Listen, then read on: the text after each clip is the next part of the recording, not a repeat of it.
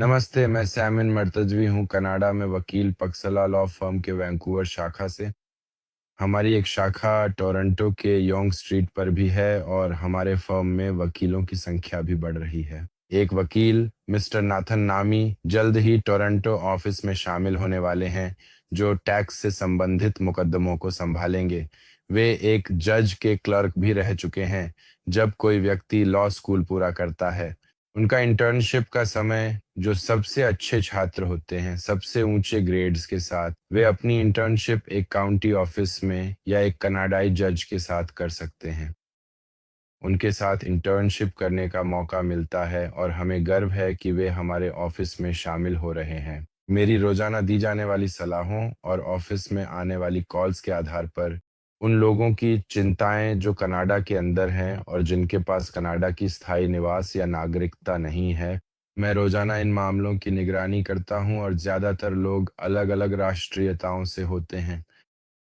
Iran, Mexico, Brazil, चीन, अरब देशों, खाड़ी देशों और लैटिन अमेरिका से और भी कई देशों के लोग हमारे ऑफिस से सलाह के लिए समय लेते हैं, खुद आकर मुझसे बात करते हैं। और कुछ लोग ऐसे भी हैं जिन्होंने शरण के लिए आवेदन किया है और वे इस लेयर सिबारा डीसी को लेकर चिंतित हैं। या तो वे पहले ही इसके दायरे में आ चुके हैं, या उन्हें अदालत से नोटिस मिल चुका है, या भविष्य में वे इसके दायरे में आ सकते हैं, या फिर उन्होंने अभी तक आवेदन ही नहीं किया है जबकि वे यहाँ 1 साल से ज्यादा समय से हैं अपनी पहली एंट्री के बाद, साल 2020 के बाद से।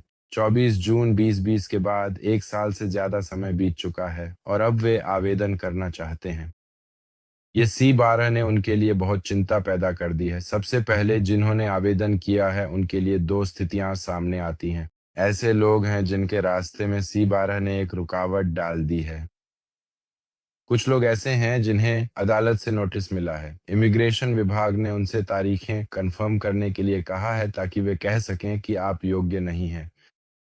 कुछ और लोग भी हैं जो अब संपर्क कर रहे हैं, या तो वे अभी आवेदन करना चाहते हैं या पिछले कुछ हफ्तों में आवेदन किया है और सीधे तौर पर उन्हें एक्सक्लूजन ऑर्डर मिल रहा है। पहली चीज जो आपको सोचनी चाहिए अगर C12 आप पर लागू होता है और आपने आवेदन किया है या करने जा रहे हैं, यह है कि आपको यह जांचना चाहिए कि क्या आप TSR या IDR देशों में से हैं। या फिर तीन मुख्य देश हैं जिन्हें हम TSR देश कहते हैं: कांगो, अफगानिस्तान और इराक। ये वे देश हैं जिन्हें मंत्रालय, कनाडा का नागरिकता और आप्रवासन मंत्रालय खुद आकर यह घोषणा कर चुका है। ये क्षेत्र अच्छे नहीं माने जाते और इन देशों के लोगों को वापस इन देशों में नहीं भेजा जाता। उन राष्ट्रों की विस्तृत सूची जो वर्तमान में TSR सूची के अंतर्गत आते हैं, उनमें अब संयुक्त अरब अमीरात को भी आधिकारिक तौर पर शामिल कर लिया गया है। इसके साथ ही साथ यह ध्यान देना आवश्यक है कि कुछ अन्य देश तो काफी पहले से ही इस महत्वपूर्ण सूची का हिस्सा बने हुए थे, जिनमें ब्रुंडी, नाइजर, गाजा पट्टी, मध्य अफ्रीकी गणराज्य, हैती, ईरान, लीबिया, माली, सोमालिया, दक्षिण सूडान, सूडान, सीरिया और यूक्रेन जैसे अशांत क्षेत्रों के नाम प्रमुखता से दर्ज हैं। और अंत में इस सूची के विस्तार में वेनेजुएला और यमन जैसे देशों की एक लंबी और जटिल श्रृंखला भी शामिल है, जिसमें यमन की स्थिति पहले से ही इस सूची में स्पष्ट रूप से बनी हुई थी। वे लोग जो इन देशों की सूची में हैं, ये देश ADR देश हैं। इन लोगों को भी उनके देश वापस नहीं भेजा जाता है। अब बहुत लोग कहते हैं कि हम अनिश्चित स्थिति में आ गए हैं, हमने शरण के लिए आवेदन किया है या अगर आवेदन करेंगे तो अनिश्चित हो जाएंगे। जब मैं पूछता हूँ कि उनका अनिश्चितता से क्या मतलब है, तो वे कहते हैं कि अब कोई स्पष्ट रास्ता नहीं है। समय के हिसाब से यह भी पता नहीं है कि हमें कब PR मिलेगा। कुछ लोग ये भी कहते हैं कि हो सकता है हमें बिल्कुल ही निकाल दिया जाए। हम जो ईरान से हैं, हम जो अफगानिस्तान के नागरिक हैं, वेनेजुएला के नागरिक हैं, कांगो आदि। दोस्तों, ध्यान दें कि ये वे देश हैं जिनकी आंतरिक स्थिति अच्छी नहीं है। या तो वहां युद्ध है, या मानवाधिकारों का पालन नहीं होता, या फिर ऐसी साधारण समस्याएं हैं जैसे कि नस्लीय भेदभाव का मौजूद होना।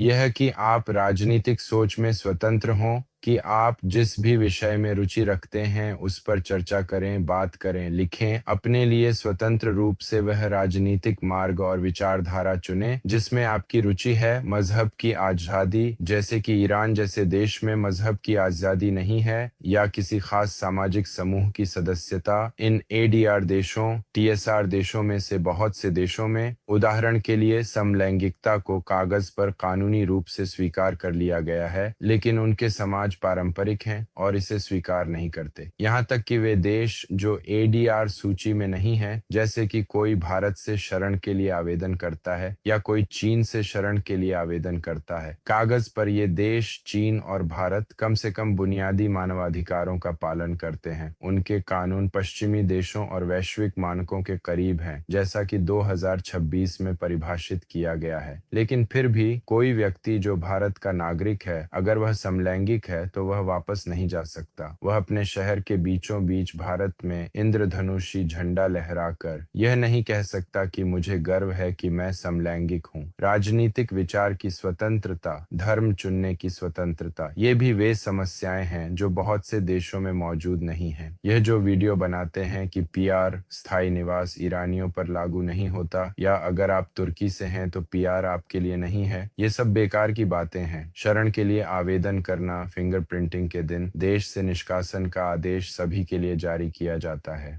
C12 से पहले भी ऐसा ही था। 5 साल पहले जब हम यह कर रहे थे तब भी ऐसा ही था। 15 साल पहले जब मेरे सहयोगी श्री हकजू यह कर रहे थे तब भी ऐसा ही था। तो यह एक सामान्य प्रक्रिया है कि देश से निष्कासन का आदेश जारी किया जाता है।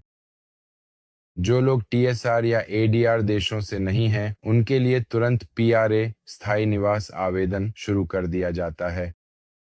उन्हें एक पीआरए पैकेज दिया जाता है और उन्हें आवेदन करने की अनुमति मिलती है। उन्हें आवेदन करने के लिए 15 दिन का समय दिया जाता है। इन सभी जान के खतरों की जांच पीआरए प्रक्रिया में की जाएगी। ईरानियों के लिए भी यही प्रक्रिया है। जब भी उन्हें पीआरए पैकेज देना हो, भले ही आज न दें, सिर्फ एडीआर की वजह से। अगर सार्वजनिक नीति या पब्लिक पॉलिसी जल्दी देने की अनुमति नहीं देती, तो भी अंत में पीआरए दिया जाएगा और ईरान की स्थिति को फिर से बताया जाएगा। देश के आंतरिक हालात, जहां सांस्कृतिक रूप से न तो राजनीतिक स्वतंत्रता है और न ही धार्मिक स्वतंत्रता, फिर भी ईरान की सरकार के कई मिलियन समर्थक हैं।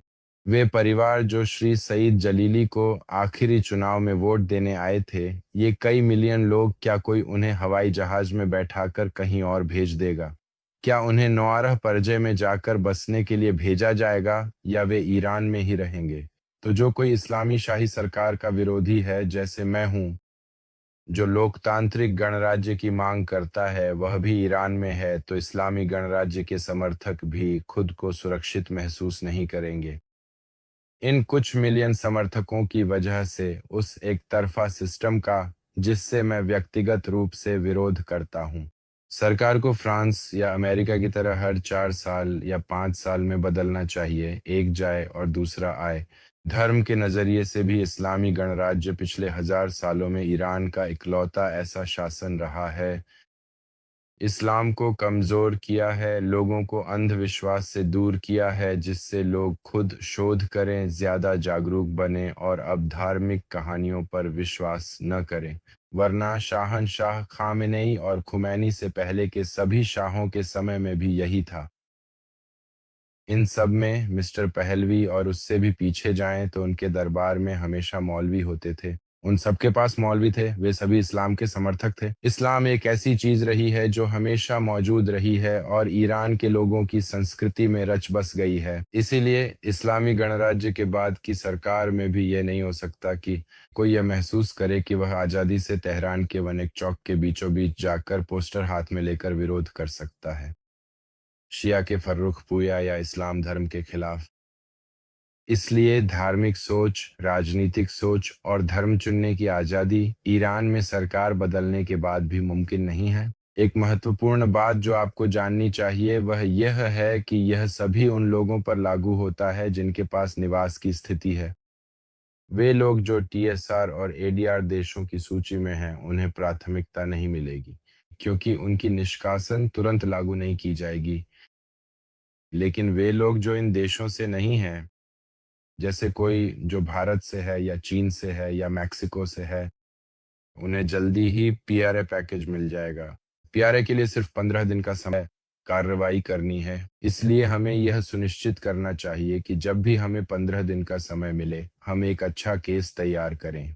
हमारी कोशिश ये है कि हमारे दफ्तर में जिन लोगों का कॉन्ट्रैक्ट होना है, उनकी पूरी फाइल पहले से तैयार रखी जाए और हम तैयार रहें, ताकि जिस दिन आपको पीआरए पैकेज दिया जाए, उसी दिन आपके साथ उसकी समीक्षा की जा सके और 15 दिनों के अंदर एक मजबूत केस भेजा जा सके। ऐसा दफ्तर जिसमें 1-2 से ज़्यादा क्लाइंट हों, उसके लिए यह कतार में लगकर संभव नहीं है। अच्छी गुणवत्ता वाले काम को नज़रअंदाज नहीं किया जा सकता। हो गया? पिछले 15 दिनों में मैंने जितने भी वीडियो देखे हैं, उनमें से कई इस मुद्दे पर सही साबित हुए हैं। हटाने से पहले जोखिम मूल्यांकन ईरान, भारत और चीन के आव्रजन कार्यालय सोशल मीडिया पर पोस्ट कर रहे हैं। उन्हें इससे पहले इसका कोई अनुभव नहीं था। यानी उन्होंने एक भी मामला सही तरीके से नहीं संभाला, खासकर ईरानी कार्यालयों ने। क्यों? क्योंकि ईरानियों के मामले वहां तक पहुंचते ही नहीं थे। इस बात का ध्यान रखें, यानी ईरानी या तो उनकी शरणार्थी के लिए पहली कोशिश सफल हो जाती थी या उनका मामला अपील और पुनर्विचार अदालत में होता था। शरणार्थी के लिए आवेदन अस्वीकार होने के बाद भी वे किसी नतीजे पर पहुंच जाते थे या वे उस अस्वीकृति को अपीलीय अदालत में ले जाते थे। फिर फेडरल अपीलीय अदालत उस फैसले को पलट देती थी और मामला वापस भेज दिया जाता था। पीआरए परा आखिरी चरण है और ईरानियों के मामले पीआरए तक पहुंचते ही नहीं थे। इसलिए ध्यान रखें, अगर आप किसी के साथ काम कर रहे हैं, उससे पूछें, केस की थोड़ी बारीकियां पूछें कि प्रक्रिया कैसे आगे बढ़ती है, आपने कब शुरू किया और कब जवाब मिला, 15 दिन बाद क्या होता है, अब तक आपने कितने केस किए हैं, वे किस किस देश से थे, उनका मामला पीआरए तक क्यों पहुंचा, ये सब सवाल पूछें। इसके लिए आपको वकील होने की जरूरत नहीं है।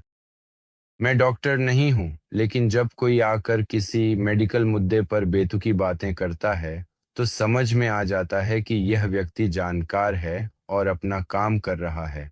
अगर उसे जानकारी नहीं है, तो जो बात वह कह रहा है, उसमें भी उसे जानकारी नहीं है। इसके लिए बहुत ज्यादा समझदारी की जरूरत नहीं है कि कोई पहचान सके कि किसी ने कोई काम किया है और वह उसके बारे में मजबूती और आत्मविश्वास के साथ बात कर सकता है और उसे आता है। यानी अगर आप सवाल पूछें तो वह आपके सवालों का जवाब दे सके या नहीं, या फिर यह पहली बार है कि वह आप पर एक प्रयोगशाला के चूहे की तरह प्रयोग करना चाहता है। दूसरी तरफ इन सब कामों के साथ साथ वह इंसानियत का भी दिखावा करता है। उसने ऐसा किया। एक और रास्ता है जो स्थायी कद तक पहुंचने के लिए है, लेकिन अगर पैकेज गलत हो या गलत तरीके से जांच शुरू हो जाए, फिर जो मानवतावादी काम आपने किए हैं वे होल्ड पर चले जाते हैं और तब तक रुक जाते हैं जब तक कि परिणाम स्पष्ट न हो जाए। तो अगर आप ईरानी हैं या किसी और देश से हैं, चिंता करने की कोई बात नहीं है। ये सिर्फ देर सबेर की बात है। ये उस तरह से नहीं है जैसा आप सोच रहे हैं।